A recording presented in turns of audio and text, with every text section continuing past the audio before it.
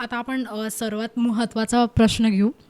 पाणी कसं प्यावं? What is the schedule of drinking water?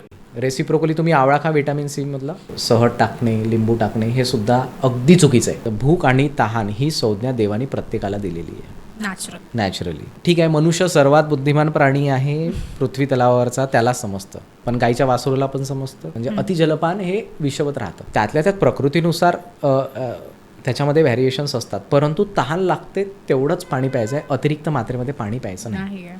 म्हणजे काय, सकाळी उठल्या उपाशीपोटी 4 ग्लास पाणी पिणे, त्याच्यामध्ये सहज टाकणे, लिंबू टाकणे हे सुद्धा अगदी चुकीचं आहे. जे सहज आणि लिंबू टाकतात it is as good as slow poison. गरम पाण्यामध्ये सहज लिंबू, कारण ते आणखीन कर्षण करतं, त्यांनी हेअर फॉल होतो. विटॅमिन सी ऑफ लिंबू जे काही आहे ज्याच्यामुळे आपण घेतो इम्युनिटीसाठी येतं. हां, तर नाही, पण ते फॅट होतं का त्यांनी कमी? असं काहीच होत नाही. त्याकरिता बाकी लाईफस्टाईल मॅनेज तुम्हाला करणं फार गरजेचं आहे.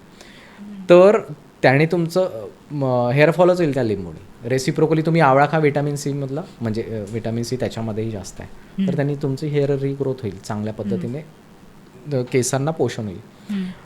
तर उपाशीपोटी बरेचसे जण पाणी पितात.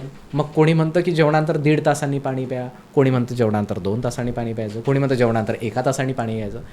हे अगदी चुकीचं आहे. जेव्हा तुम्हाला अजीर्णाचा त्रास असतो, पोट फुगलेलं असतं, भूक नाही लागत, ॲसिडिटीसारखं वाटत असतं, त्यावेळेस जर तुम्हाला तहान लागली आणि त्यावेळेस जर तुम्ही एक घूट पाणी पिलं तर ते तुम्हाला औषधासारखं काम करेल. अन्नाचं पचन झाल्यानंतर जर तुम्ही पाणी पिलं 2 ते 3 ग्लास, तर त्यांनी शरीराला बलप्राप्ती होते, म्हणजे शरीराची स्ट्रेंथ वाढते.